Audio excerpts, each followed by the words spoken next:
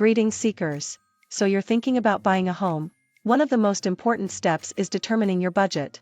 Knowing your financial limits will save you time and help you focus on finding the perfect home.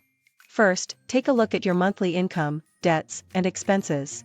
Your income should be stable and reliable.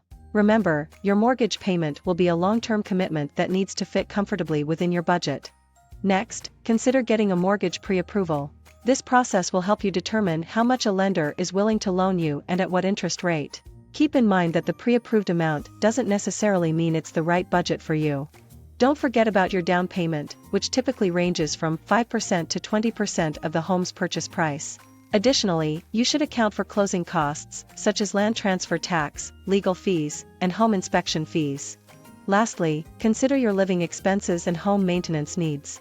Establish an emergency fund for unexpected repairs or life events. By planning for these costs, you'll be better prepared and can enjoy your new home with financial peace of mind. Let's talk. Whether you're a first-time homebuyer or looking to upgrade to your dream house, careful budgeting is crucial. Give us a call at SK Homes. We will be glad to walk you through this journey towards homeownership step by step. Happy house hunting!